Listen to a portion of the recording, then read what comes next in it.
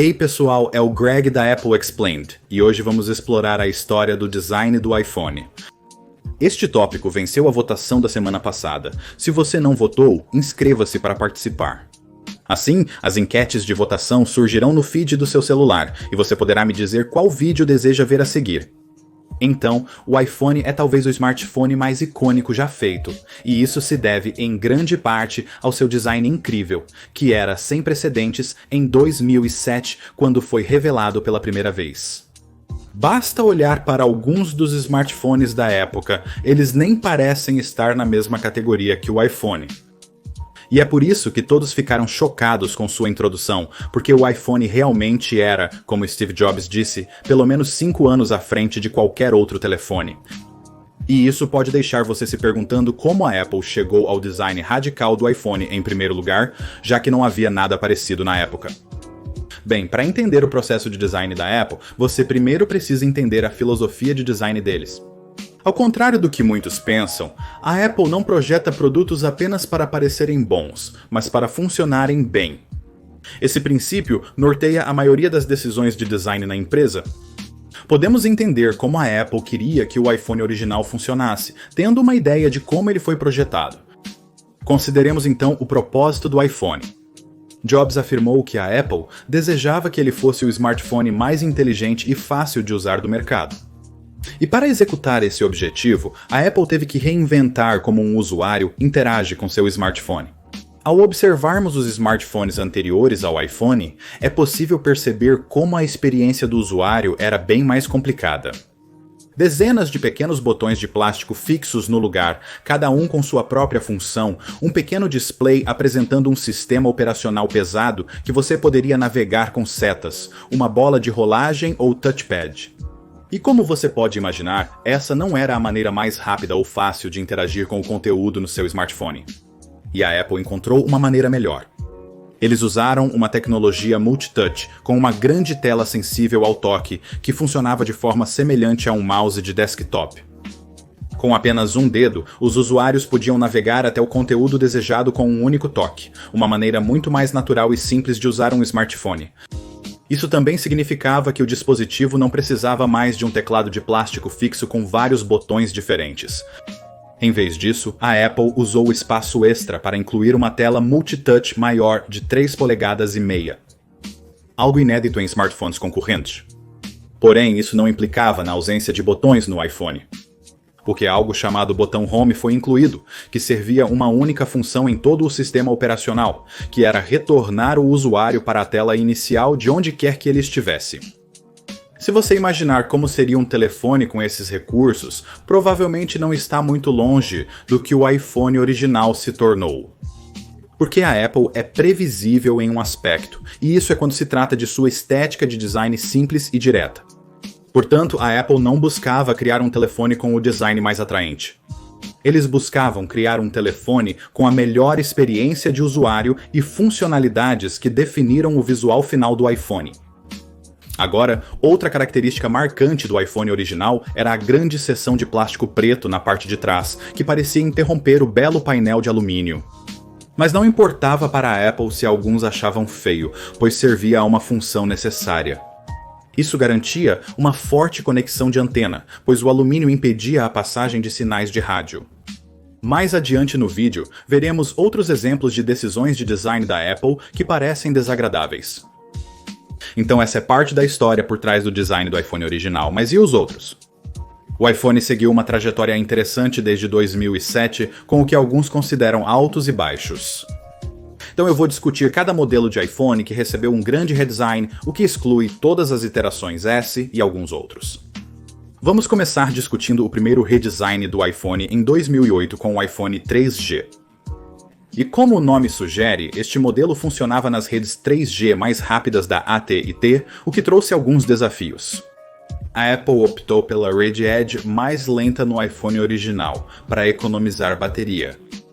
Entretanto, as velocidades de dados eram muito lentas, e logo após seu lançamento, os usuários começaram a esperar que a Apple criasse um iPhone moderno, compatível com a rede 3G. Então, para acomodar essa mudança, o design do iPhone mudou junto.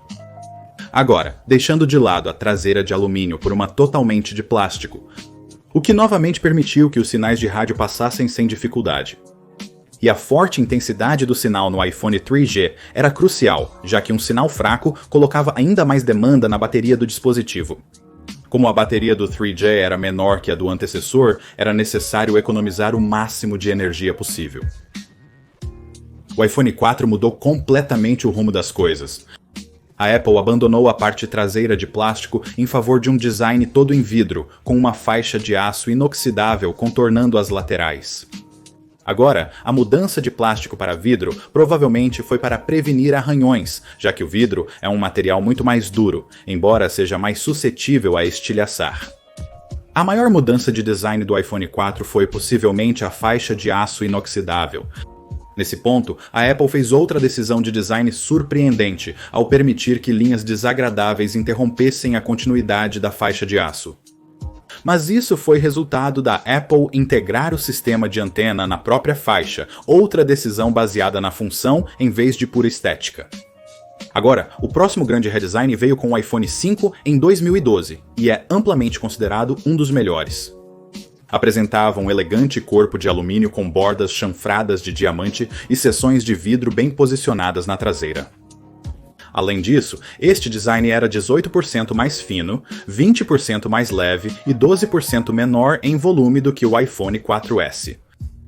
Mas tinha o maior display disponível para iPhones na época, com 4 polegadas em vez de 3,5. E seu design tinha algo especial. Porque foi a primeira vez que um iPhone apresentou um corpo de alumínio desde o original. E isso ajudou muito a reduzir seu peso, pois o alumínio é mais leve que o vidro. Além disso, os usuários não precisariam se preocupar tanto em estilhaçar a parte de trás do seu iPhone. Nessa época, smartphones concorrentes começaram a ter displays maiores. A Apple se orgulhava de que o iPhone 5 ainda era um telefone compacto para uso com uma mão. Mas o mercado deixou claro que telefones grandes com telas grandes eram mais desejáveis. A Apple mudou seu discurso com o iPhone 6 e 6 Plus em 2014. A Apple apostou tudo em 4.7 e 14,0 centímetros. Eles resolveram o problema do uso com uma mão, incluindo o recurso alcançabilidade, que movia o conteúdo da tela para baixo quando necessário. Os designs do iPhone 6 e 6 Plus iam além de seus displays. Eles adotaram dicas de design do iPhone original, como bordas arredondadas, tornando o telefone escorregadio e gerando reclamações, especialmente por serem grandes e difíceis de segurar com segurança. Agora, esses modelos tinham alguns problemas de design que eu pessoalmente nunca consegui realmente ignorar e tinha a ver com a antena e a câmera. Porque enquanto o iPhone 4 apresentava linhas interrompendo a banda de antena, os modelos iPhone 6 e 6 Plus tinham linhas desagradáveis interrompendo todo o painel traseiro de alumínio. Embora isso fosse necessário para uma forte conexão celular, eu preferia muito mais a abordagem do iPhone 5 de adicionar seções de vidro atraentes na traseira em vez de linhas de plástico. O iPhone 6 e 6 Plus foram os primeiros modelos a apresentar saliências na câmera, onde a unidade se projetava do painel traseiro. Muitos, inclusive eu, acharam isso desagradável na época, mas a maioria aceitou isso hoje. A Apple fez grandes reformulações no iPhone até aqui, mas as coisas ficaram menos empolgantes com o iPhone 7. Era um modelo redesenhado, mas com mudanças mínimas. A unidade da câmera foi integrada de forma mais homogênea ao painel traseiro e as linhas da antena foram realocadas, percorrendo as bordas superior e inferior em vez de cruzar o painel. Mas a remoção do conector de fone de ouvido talvez tenha sido a maior mudança, e a decisão permanece controversa até hoje. A Apple afirmou que removeu o conector de fone de ouvido para dar espaço ao motor áptico, mas outros acreditam que foi uma estratégia deliberada para impulsionar as vendas dos seus fones sem fio, os AirPods.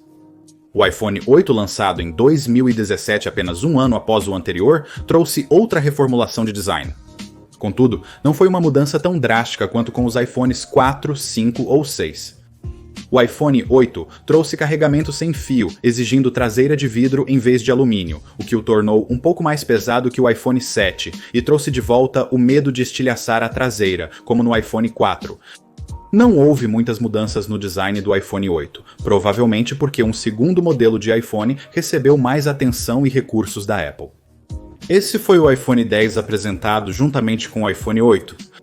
O iPhone X finalmente trouxe o redesign radical tão aguardado pelos clientes. E tudo começou com a enorme tela Super Retina de 5.8 polegadas que dominava a frente do aparelho. Mas havia mais uma coisa na frente, um entalhe.